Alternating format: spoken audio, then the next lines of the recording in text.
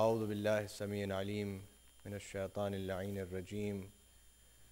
بسم الله الرحمن الرحيم. الحمد لله رب العالمين، والصلاة والسلام والتحية والإكرام على النبي الأمي العربي القرشي المكي المدني الهاشمي صاحب قاب قوسين محبوب رب المشرقين والمغربين، جد الحسن والحسين النبي الحرمين والإمام القبلتين والرسول الثقلين، الذين سمي في السماء بأحمد وفي الأرض بأبي القاسم محمد.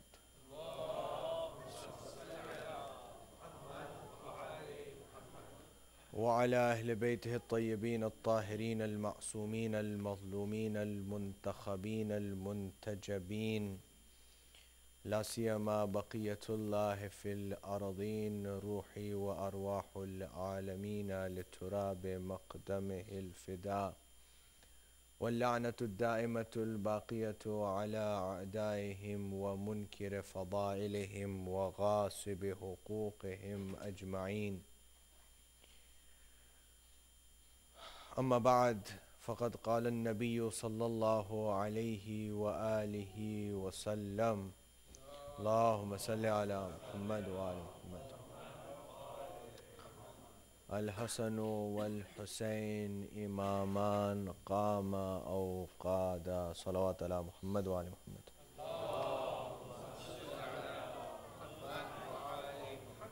For the honor and greatness of Imam Hassan al-Mujtaba alayhi salatu wassalam, can we have a second salawat?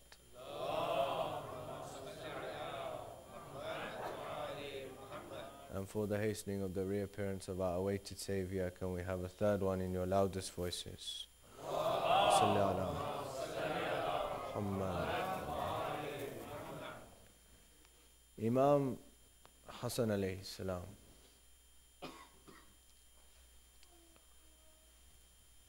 what do we know about him? How much do we know about him? How much of his life is really known? And as far as figures in history are concerned, he's one of the most oppressed individuals. Not least because most of us don't know anything about him. If I was to ask a person who believes in him as an imam, they might be able to tell me some stories about Amir al-Mu'mineen, maybe a few about Imam Hassan. But about Imam Hassan, I'm sure most of us would be scratching our heads. So, when somebody comes forward with a list of accusations against him, tells us that these are the problems, the issues associated with his character, how do I respond if I don't know anything about him? How do I respond to whether this accusation against him, this statement that has been attributed to him, this point about his life, whether it's true or not? I don't know. I don't know anything about his life. There are many narrations from the Holy Prophet of Islam about both of his grandsons. Most of them are very well known. One of them I mentioned a couple of nights ago, that Hassan and Hussein are the leaders of the youths in paradise.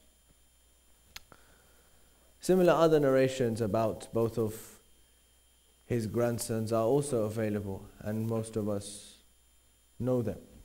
This narration that I have chosen as a basis of our discussion today is also a very famous one. The Holy Prophet of Islam says Hassan and Hussein are imams, whether they sit or they stand. Now, of course, this sitting and standing is not to be taken literally. The implication from sitting and standing is that whether they sit and sign the peace treaty and whether they stand and they go towards Karbala, they're both imams. Don't ever have the notion that Imam Hassan alayhi salam is lesser of an imam, al-ayadu billah bidhalik, because he signs a peace treaty. Or Imam Hussain alayhi salam is more of an imam because he goes to Karbala and fights a war. No.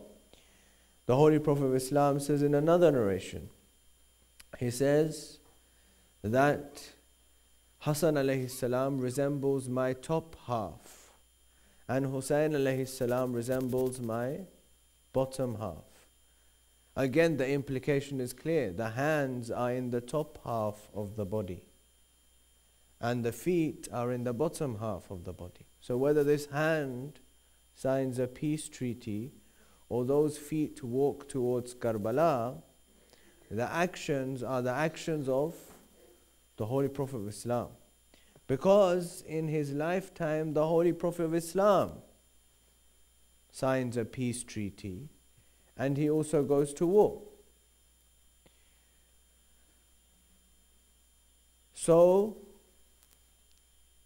the implication here is that recognize that Hassan and Hussain alayhimu salatu wasalam have been made imams in different times and different circumstances.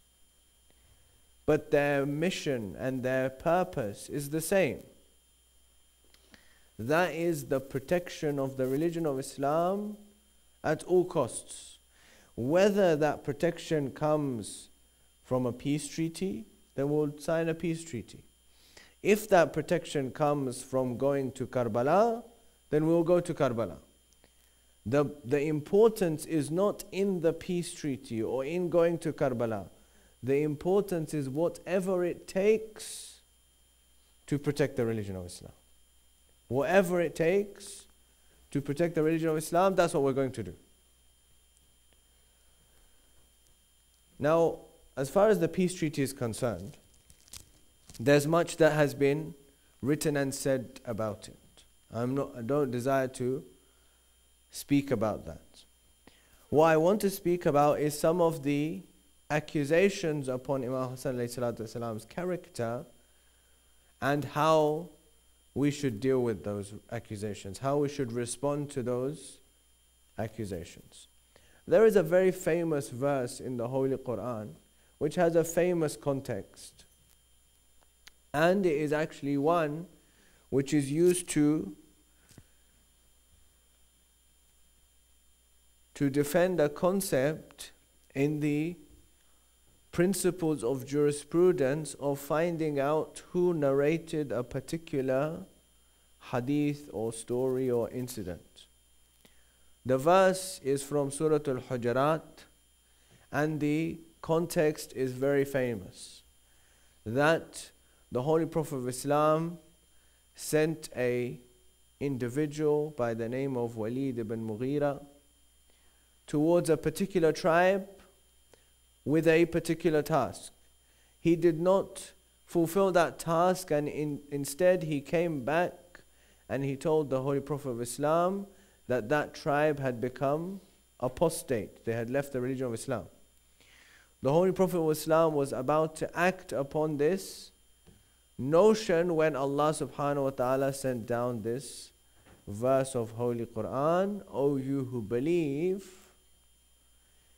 إِذَا جَاءَكُمْ فَاسِقٌ بِالنَّبَإٍ فَتَبَيَّنُوا. If towards you comes a evildoer with some news, with a report, then فَتَبَيَّنُوا. Then investigate it before you act upon it. So that's the first thing. We have to find out, where do these accusations come from? Who originated these accusations? We have to do some investigation. As the Holy Quran says to us, if somebody comes with you with a report, Then investigate it. Find out who told this story, who reported this story, and what interest might they have had in reporting it. So, the accusation is that Imam Hassan alayhi salatu wassalam married many women and he divorced many of them. And the numbers range from 70 to 300. So first of all, whenever somebody reads something like this, you think 300 women. It's a high number. But where does this accusation come from? Where does it originate from? Who came up with this idea that Imam Hassan alayhi salatu wasalam married so many people and he divorced so many? On an investigation of the history of Islam, we find that the first person to make this accusation in history was the second Abbasid Khalifa, Abu Ja'far al-Mansur. Now, in order to fully appreciate what is behind this, we have to look at some background. First of all, the background is this, that after the Holy Prophet of Islam and the Khalifas that succeed him, eventually the Banu Umayyah take control of the Muslim world. And they remain in power as an empire for almost 100 years, almost a century. 83 years to be exact, and when it's calculated, 83 years and 4 months equals 1,000 months, for which Imam Ja'far ibn Muhammad al-Sadiq alayhi salatu wasalam salli ala Muhammad says in the tafsir of the verse, Laylatul Qadr khayrun min alf shahr. He says this alf shahr refers to the 1,000 months of rule of Banu Umayyah, and that Laylatul Qadr, which refers to Fatimah Zahra, peace and blessings be upon her, is better than that 1,000 months of rule of Banu Umayyah. In any case, Banu Umayyah come to a decline in this 83-year period, and by the time it gets to 132 after Hijrah, they have been overthrown.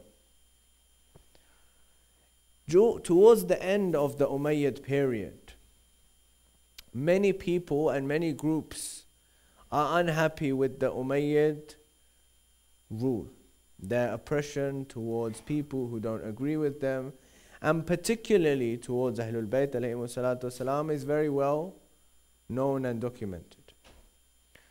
So groups of people rise in the Umayyad period to try and overthrow their rule. The famous ones are, of course, the rebellion which is led by Zayd al-Shahid, who is the son of our 4th Imam and the brother of our 5th Imam alayhi salatu wasalam, and he along with his armies are martyred. But after this there are many more rebellions against the Umayyads with varying amounts of success. Eventually the Bani Abbas lead a rebellion against the Umayyads, and they have announced that they will, once they've led this rebellion, they will transfer this authority towards Ahlul Bayt alayhimu salatu wasalam. Abu Ja'far Mansur and his older brother Abu Abbas have a meeting with Muhammad Nafs al-Zakiyah. Muhammad Nafs al-Zakiyah is the great grandson of Imam al-Hassan alayhi salatu wasalam. And they agree that once the power is taken over and the Umayyads are overthrown, they will install Nafs al-Zakiyya as the Khalifa. Imam Ja'far Sadiq alayhi salatu wasalam, whose time this is, advises the father of Nafs al-Zakiyya that this plan will not come to fruition and that Nafs al-Zakiyya will not become the Khalifa. They don't take the advice, or they don't heed the advice of the Imam alayhi salatu wasalam. Instead, they go through with the plan. Once the Umayyads are overthrown, Abu al-Abbas takes the throne. And the justification for him taking the throne is that we are Ahlul Bayt alayhi salatu wasalam. Abu al-Abbas and the Abbasid clan claim that we are Ahlul Bayt alayhi salam, and that we are closer related to the Holy Prophet of Islam than the Banu Fatima. Why? For this they mention some reasons in order to stop their claim from the other people, from the real Ahlul Bayt alayhi salam. So what do they do in order to counter this argument? Now, Abu al-Abbas remains on the throne for a very short time. Once he dies, Mansur, his brother, becomes the Khalifa. When he becomes the Khalifa, he of course knows the promise that he himself has made to Nafs al-Zakiyya that he's going to install him as the Khalifa. Now neither Nafs al-Zakiyya has forgotten this promise that was made, nor has Mansur forgotten it, nor could they ever forget it. So Mansur comes onto the mimbar after having become the Khalifa, and he very shamelessly says, this is why all this background was needed, in order to find out what Mansur says. He comes onto the mimbar and he very shamelessly says that Ali alayhi salatu wasalam was the Khalifa, and after him there was a dispute between whether Hassan ibn Ali alayhi salam should be the Khalifa or the ruler of Syria, the father of Yazid, should be the Khalifa. So, in order to receive a peaceful life and to receive a stipend from the government, Hassan ibn Ali al-Ayadu billah min dhalik signed away the Khilafat to the ruler of Syria, and he retired to his home. Therefore, if you had any share in the Khilafat, he says to the descendants of Imam Hassan alayhi salam, then your grandfather has already sold it and received its price. Now this particular statement is followed and supplemented by the fact that once he's retired to his home, what does he do? So Mansur says from the mimbar of the Khilafat that once he had retired to his home, he started making and breaking marriages, and he stayed like this until he died. This was the crux and the main message of Mansur's first address when he becomes the Khalifa. Now,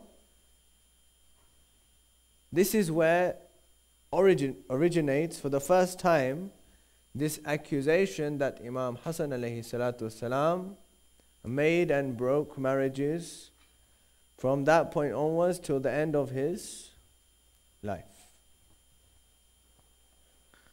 Now, this settled the matter as far as the descendants of Imam Hassan alayhi salam was concerned. But it did not stop the descendants of Imam Hussein alayhi salatu wasalam to claim the Khilafat and say that if for argument's sake we accept your accusation that this is the case, then what about the descendants of Imam Hassan alayhi salam? So for this, Mansur invoked a principle which existed in the pre-Islamic times. That was the principle of the primacy of male blood relation. I.e., that if somebody is related to another from a male blood relation, he will have priority over somebody who's related to someone from a female blood relation. This was a pre-Islamic custom in Arabia. And Islam, when it came, had abolished this custom. That as far as relationship was concerned and as far as inheritance was concerned, there was no difference between whether a person was related to another person through a male or through a female.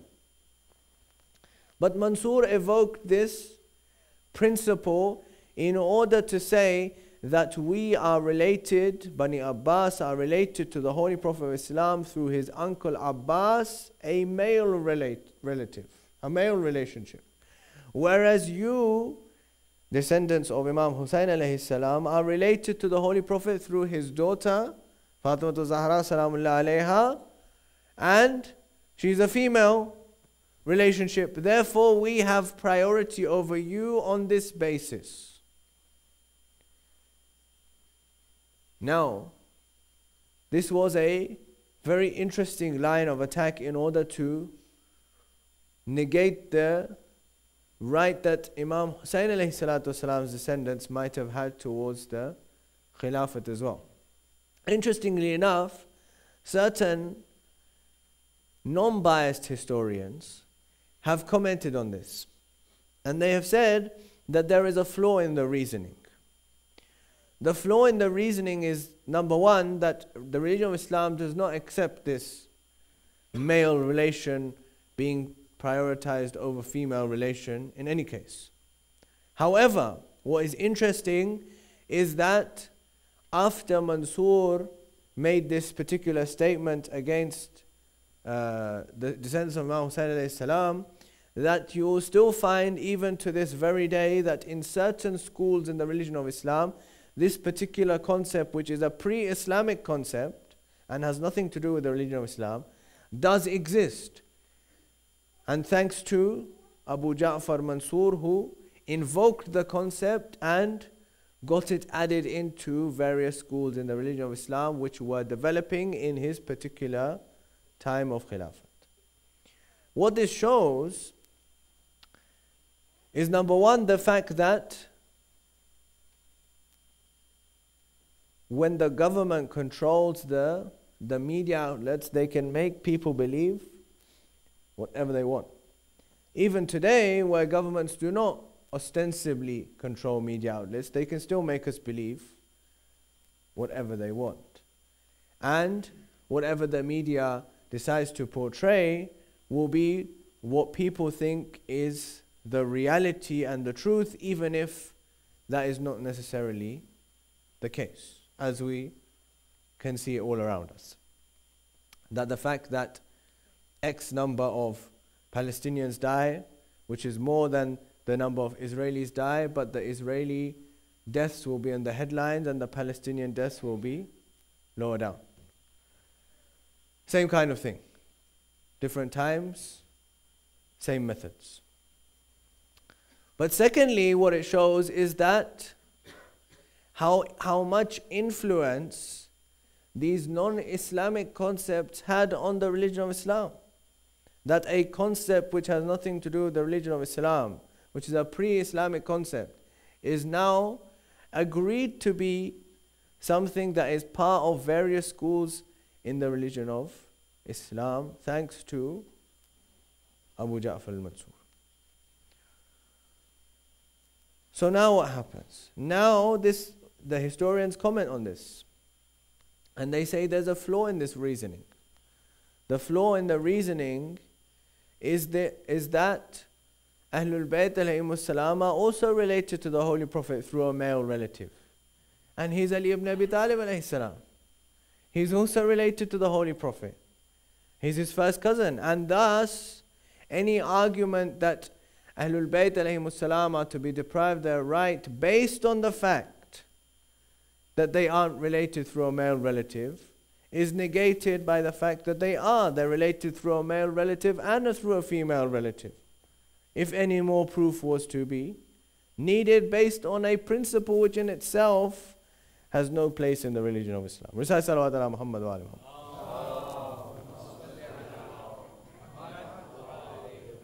But let us look at this accusation.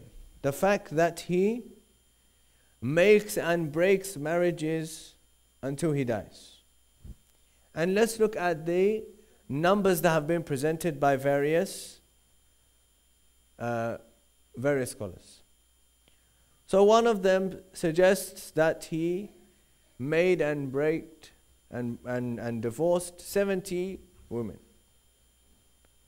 Another alleges 100. Still another alleges 250, and another says 300. All of these accusations, as I say, the first person to make this accusation is Mansur, who provides no evidence whatsoever. And everybody else who makes these accusations, interestingly enough, are all the same. None of them provide any evidence for their claim, nor even a list of names, if you like. And they all have blindly, it would seem, taken the words of Mansur and attributed these fantastic numbers to Imam Hassan alayhi salatu wasalam. But let's look at the reality of the situation and whether this is even physically, practically possible.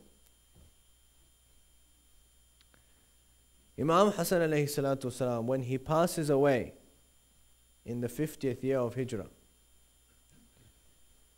he is survived by 3 wives. He's survived by 3 wives. The first one is Khawla, the second one is al-Ishaq, and the third one is Ju'da bint al-Ash'ath, who is alleged to have poisoned him on the instigation of the ruler of Sham. So these 3 women he is married to until the last day of his life, according to all the historical records that are available. This means that as a Muslim man, he is only allowed to get married to 1 more wife. So, if he gets married to, if we take this and accept this accusation that he does nothing else in his time in Kufa except for making and breaking marriages, nothing else he does. Based on that, let's calculate how many are possible if he does nothing else. Amir al-Mu'minin alayhi salam comes to Kufa in the 36th year after Hijrah. Imam Hassan alayhi salam is martyred in the 50th year after Hijrah. This makes 14 years. He's married to 3 wives already, and he remains married to them until the last day of his life. So he can only get married to 1 more woman. If he can only get married to 1 more woman, then what would happen? When he gets married to her, in the month that he gets married to her, he cannot divorce her. So he has to wait a month. Once he divorces her, now she is in the state of iddah. And in the state of iddah, legally she is still considered his wife. Therefore, he cannot get married to anybody else yet. Once 3 months have passed, then he gets married to another one. And then again he has to wait another month, and then 3 more months in order to divorce her.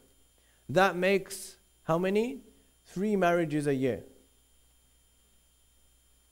This makes 3 marriages a year. Times by 14 is how many? Who's good at mathematics? 42. So if he does nothing except for marrying and divorcing for the 14 years that he lives in Kufa, the maximum number of women he can be married to is 42. Yet the minimum number alleged is 70. And the maximum is 300. Which mathematics were they using? Which world were they living in? And what Sharia did they follow? I don't know. But as far as the facts on the ground are concerned, this is what was physically possible. This shows that the accusation against Imam Hassan alayhi salatu wasalam is a politically motivated accusation on the basis of accusing him of these divorces to malign his character, so that the descendants of Imam Hassan alayhi salatu wasalam could not only be deprived of the khilafat, but be oppressed in the most horrific of manners. That the city of Baghdad, the creator, the founder of the city of Baghdad is Abu Ja'far Mansur. He's the first person to shift the capital, the Banu Umayyah's capital was in Damascus.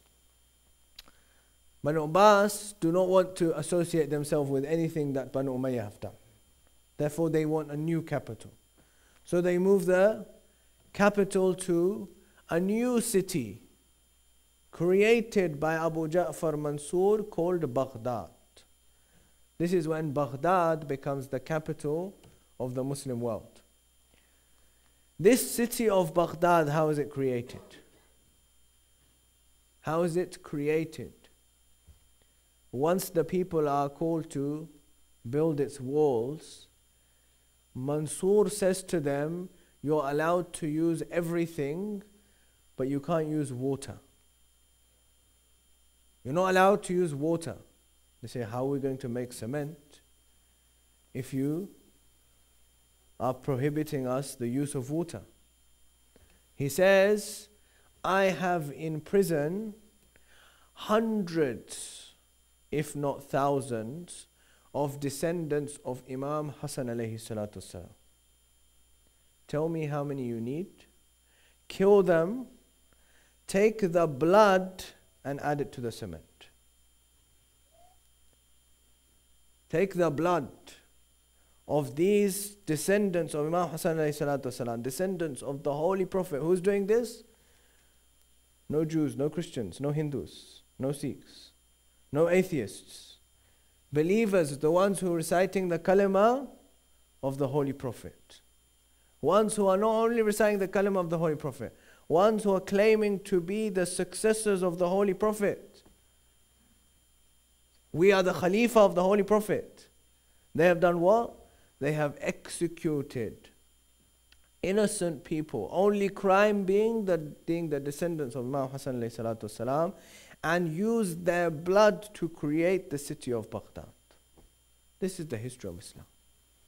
This is the history of Islam. So today, when we see Muslims being killed in various parts of the world, it's nothing new. It's nothing new that the city of Baghdad, capital of the Muslim world, was created with the blood of the descendants of Rasulullah sallallahu alayhi wa sallam. It's enough to make anyone cry. There's no need for any other masayib. The masayib is that Muslims, those who recited the kalima of the Holy Prophet, did this. There is no other greater masayib. And the greater masayib upon that is that Imam Hassan alayhi salatu wasalam has been abandoned by us, those of us who believe in him. That we don't know anything about his life. That we don't know these things and that these accusations remain rife amongst all kinds of people. Because this is what historians have said. But Imam Hassan alayhi salatu wasalam, he signed the peace treaty in order to prepare people for Karbala. Prepare people. He signed the peace treaty to show that people, when the times are tough, the going gets difficult, there will be only a few people who will side with the truth, because it will be difficult. The pill will be bitter to swallow. And Imam Hassan alayhi salam makes sure that he has some representation in Karbala.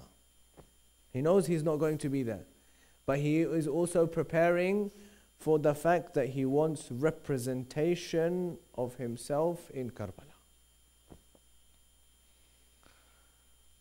The Holy Quran tells us that in a very famous verse, that كُلُّ نَفْسٍ ذَائِقَةُ الْمَوْتِ, every soul will taste death.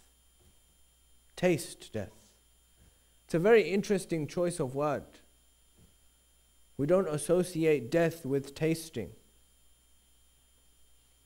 And we don't associate it with something that we might have a flavor of.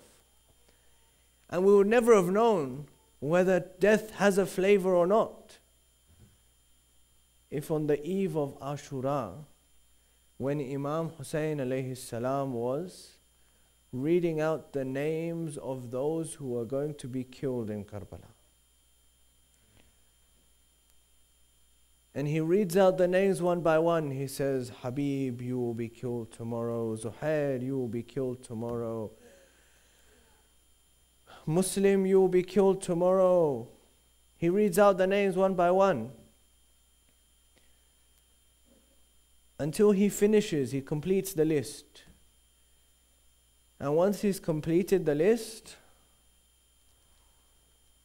a young man comes towards him and he says, "Oh my uncle, you didn't mention my name in this list of martyrs." Imam Hussain alayhi salam says, "Qasim, tell me, how do you see death?" Today, Qasim is going to tell us the taste of death. Tells us, tell me, how do you see death? Qasim says, Ya amma ahsanu min al-asal. Death to me is sweeter and better than honey. Today Qasim is going to tell us, what does death taste like? He says it's sweeter for me than is honey. बस अज़ीज़ान मोहतरम, मजलिस तमाम हो गई. चंद जुमले मसाइब के सुनिए. हसन मुश्तबा अलैहिस्सलाम को उनके लाल का पुरसा दीजिए. आज 7 मुहर्रम की शब हो गई और करबला में 7 मुहर्रम को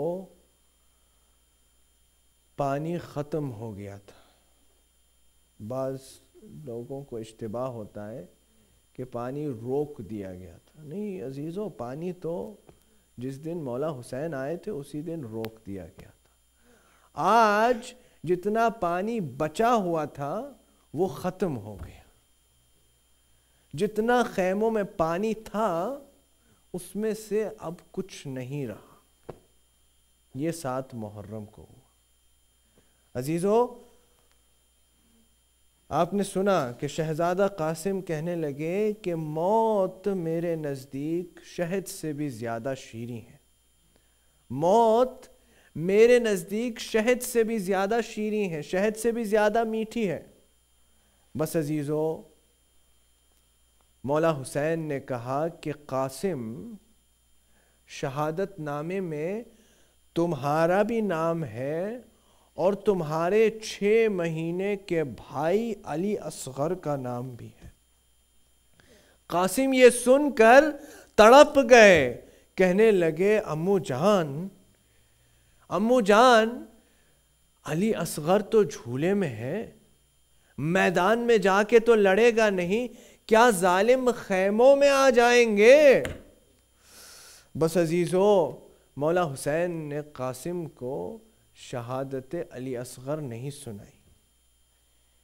کہنے لگے قاسم تمہارا نام بھی شہادت نامے میں ہے. عزیزو، اس موقع پہ میں کہا کرتا ہوں ایک جملہ، اور وہ یہ ہے کہ بے شک علی کی بیٹیوں کا جو کردار ہے کربلا میں وہ بہت عظیم ہے، اس میں کوئی شبہ نہیں ہے، لیکن ہم کہہ سکتے ہیں کہ یہ خاندان عصمت و طہارت کا کردار تھا. یہ تو وہ تھیں کہ جن کے باپ بھی معصوم تھے، ماں بھی معصومہ تھیں، بھائی بھی معصوم تھے، عصمت کے گھرانے میں پروان چڑھے تھے. ان کا کردار اگر بلند ہو تو کوئی حیرت کی بات نہیں ہے. لیکن آج کی شب ام فروا کو سلام ہے. کیوں؟ آج کی شب امیر المؤمنین کی بہوؤں کو سلام ہے. یہ عام گھرانے سے آئی تھی، یہ عام ماں باپ کی بیٹیاں تھیں، یہ عام گھرانے میں پروان چڑھی تھیں، مگر کربلا میں انہوں نے کہیں کمی نہیں دکھائی کردار میں. کہیں ایسا نہ ہو کہ فاطمہ زہرا ناراض ہو جائیں کہ جب میرے بیٹے کو ضرورت تھی تو تم نے اپنے بیٹے کو میرے بیٹے کے اوپر رکھا. کہا نہیں، ایسا ہونے نہ دیں گے ہم. ہمارے کردار میں ذرہ برابر فرق نہیں آئے گا. عزیزو، ام فروا قاسم سے کہنے لگی قاسم کل شہادت کا دن ہے، کل شہادت کا دن ہے. ایسے نہ ہو کہیں کہ کوئی تم سے پہلے شہید ہو جائے، ایسا نہ ہو کہ کوئی تم سے پہلے میدان میں چلا جائے.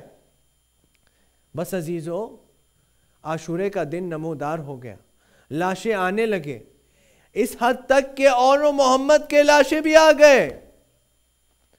ام فروا بڑی ناراض ہوئیں، قاسم کے پاس آ کے کہنے لگیں کہ میں نے تم سے یہ کہا تھا کہ ایسا نہ ہو کہ کوئی شہید ہو جائے اور تم بچے رہ جاؤ، تم زندہ رہ جاؤ. قاسم کہنے لگے اماں میں کروں تو کیا کروں، میں تو رن کی اجازت چاہتا ہوں، لیکن میرے بابا جانے نہیں دیتے، میرے امو جان اجازت نہیں دیتے. عزیزو، قاسم پھر آتے ہیں. روایت کے جملے یہ ہیں کہ قاسم کچھ زبان سے نہیں بولتے، صرف آ کر مولا حسین کے ہاتھ چومنے لگتے ہیں. عزیزو، ایک دم سے ام فروا کو سن 50 ہجری کا ایک منظر یاد آتا ہے. ایک دم سے سن 50 ہجری کا ایک منظر یاد آتا ہے.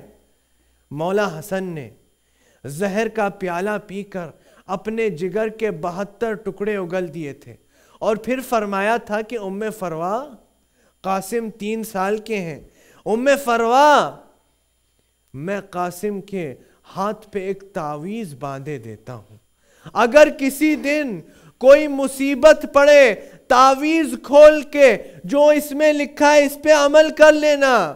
ام فروا کہنے لگیں آج کے دن سے بڑھ کر مصیبت کا دن کیا ہوگا؟ قاسم ذرا اس تعویذ کو کھولو. عزیزو، قاسم نے تعویذ کو کھولا. تعویذ میں ایک خط لکھا تھا، مولا حسین کے نام خط لکھا تھا. خط میں لکھا تھا اے میرے بھیا حسین، ایک مصیبت کا دن آئے گا، تم دشمنوں میں گھرے ہوں گے اور اس دن میں تو نہ ہوں گا، لیکن میری طرف سے قاسم کو اپنے اوپر قربان کر لینا.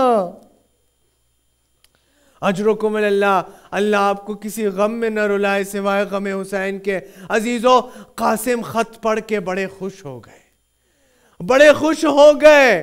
خط لے کر امو جان کے پاس آئے، بھائی نے بھائی کی تحریر کو پڑھا، حسن یاد آ گئے میرے مولا کو، رونے لگے، قاسم کو گلے لگا کے اتنا روئے کہ دونوں غش کھا کر گر گئے۔ عزیزو، مولا حسین کو اپنے بھائی حسن یاد آ گئے، غش کھا کے گر گئے۔ جب ہوش آیا تو مولا حسین نے حکم دیا، کہا اندر خیمے میں جاؤ اور میرے بھائی حسن کا امامہ لے آؤ، ان کے عبا لے آؤ، ان کے جوتے لے آؤ۔ عزیزو، وہ سب پیش کیا گیا۔ مولا حسین نے قاسم کو خود تیار کیا، سر پہ بھائی کا امامہ رکھا، دوش پر عبا رکھی، جوتے پہنائے اور پھر گھوڑے پر سوار کرایا۔ بس وہی جملہ کہہ رہا ہوں جو کل کہہ چکا ہوں، قاسم اتنے چھوٹے تھے کہ پاؤں رکاب تک نہیں پہنچتا تھا۔ عزیزو، اور پھر عرب کا ایک دستور ہے، ایک طریقہ ہے کہ اس امامے کو لے کر مولا حسن نے پھاڑ دیا اور جو کرتا تھا اس کا گریبان چاک کر دیا۔ یہ نشانی ہوتی تھی کہ یہ بچہ یتیم ہے۔ بس عزیزو، اجرکم اللہ، اللہ آپ کو کسی غم میں نہ رلائے سوائے غم حسین کے۔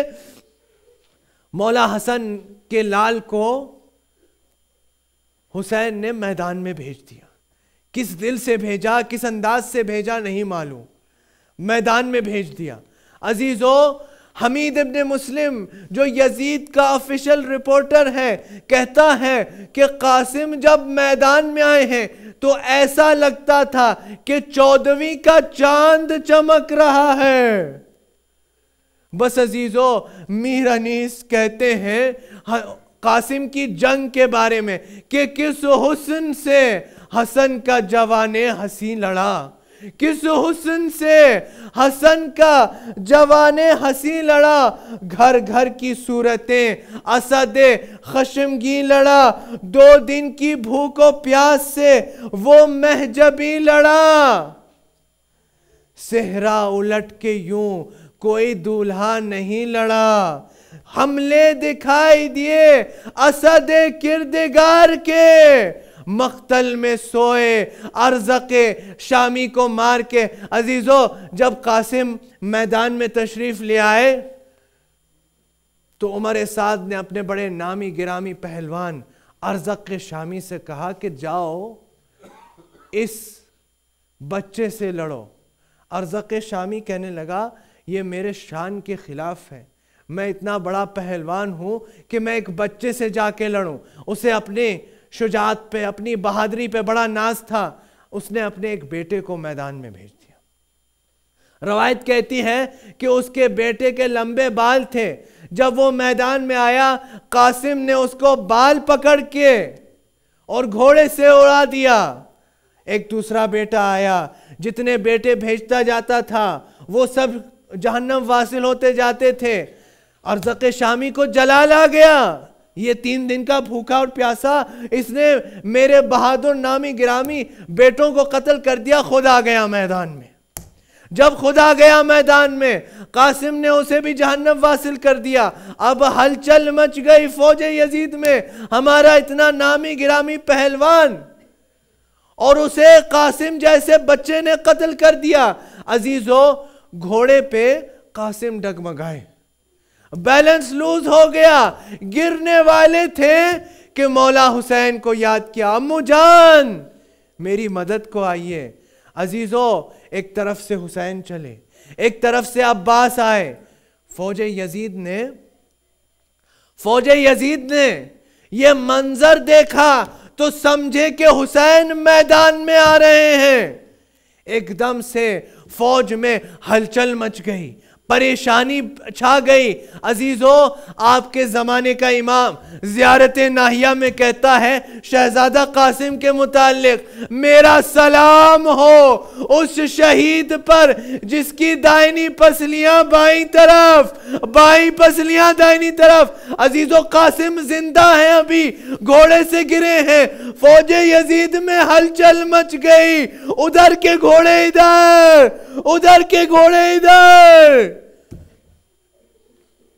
عزیزو قاسم کا جنازہ پامال ہو گیا. ایک ہی جنازہ ہے، ایک ہی جنازہ ہے کربلا میں جو شہادت سے پہلے گھوڑوں سے رون دیا گیا ہو. عزیزو مولا حسین اور عباس قاسم کے سرانے پہنچے. مولا حسین کہتے ہیں قاسم تم نے اپنے امو جان کو یاد کیا تھا، افسوس یہی رہ گیا کہ میں وقت پہ نہ پہنچ سکا. عزیزو بس مجلس تمام ہو گئی. حسین نے ابا کے دامن کو کھول دیا، قاسم کے جنازوں کے ٹکڑے جمع کیے، ابا کے دامن میں سمیٹ کر اور اس کو خیموں کی طرف لے جانے لگے.